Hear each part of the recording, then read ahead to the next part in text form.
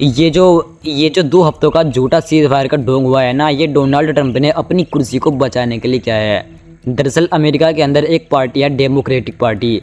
उसने कहा कि डोनाल्ड ट्रंप को 25वें अमेंडमेंट के तहत राष्ट्रपति पद से हटा देना चाहिए, क्योंकि डोनाल्ड ट्रंप जिस तरह ईरान के ऊपर हमले कर रहा, जिस तरीके से ईरान के सिविलियंस के ऊपर हमले कर रहा, जिस तरीके से ईरान के इंफ्रास्ट्रक्चर पर, वहाँ के बिजली घरों पर, वहाँ ऊर्जा संयंत्रों पर और हर जगह को टारगेट कर रहा, वो सरासर हमारे कानून के मुताबिक नहीं है। और ऐसे करने से डोनाल्ड ट्रंप को राष्ट्रपति पद से हटा देना चाहिए, क्योंकि अमेरिका के अंदर अब तक एक बम भी नहीं गिरा। इसके बावजूद डोनाल्ड ट्रंप ने अपनी तमाम बर्बरता की हदें ईरान के अंदर पार कर दी है। और यकीन मानो यही वजह थी कि डोनाल्ड ट्रंप ने अपनी कुर्सी को बचाने के लिए ये सीज़ फायर किया है, वरना डोनाल्ड ट्रंप नेतन्याहू की उंगलियों पर नाचता है और नेतन्याहू कभी भी सीज़ फायर के लिए राजी ही नहीं था। और यही वजह है कि सीज़ फायर होने के बावजूद भी अब लेबनान के ऊपर नेतन्याहू लगातार हमले कर रहा है। और अब नेतन्याहू ने खुलकर पोस्ट भी कर दिया, और अब नेतन्याहू ने खुलकर एक्स पर पोस्ट भी कर दिया कि हम हिजबुल्लाह के खिलाफ लेबनान के ऊपर इसी तरह अपने हमले को जारी रखेंगे। उधर ईरान ने भी बिल्कुल साफ एंड क्लियर कह दिया कि अगर लेबनान के अंदर सीज़ फायर नहीं होता तो हम भी इस वॉर में आ जाएंगे। और IRGC की तरफ से भी अनाउंस हो गया है कि हम तैयार बैठे हुए, हमारे सैनिक पूरी तरह तैयार बैठे हुए हैं इस युद्ध में आने के लिए।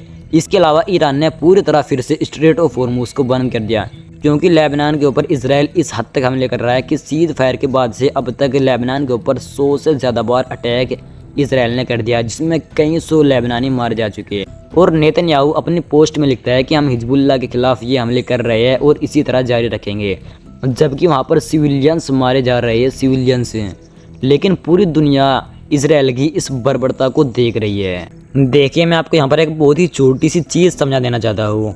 डोनाल्ड ट्रंप कोई भी फैसला अपनी तरफ से नहीं ले रहा, हर फैसला नेतन्याहू के हुक्म से ले रहा है, नेतन्याहू की उंगलियों पर नाच रहा है। जिस तरीके से नेतन्याहू कह रहा है, डोनाल्ड ट्रंप उसी तरह चीज़ों को कर रहा है। और अब जिस तरह डोनाल्ड ट्रंप ने अपनी मर्जी से ये सीज़ फायर किया अपनी कुर्सी को बचाने के लिए, तो नेतन्याहू इस सीज़ फायर को तोड़ना चाह रहा है। लेबनान के ऊपर लगातार हमले पर हमले कर रहा है, लेबनान के ऊपर बहुत ही भारी भरकम तबाही मचा रहा है।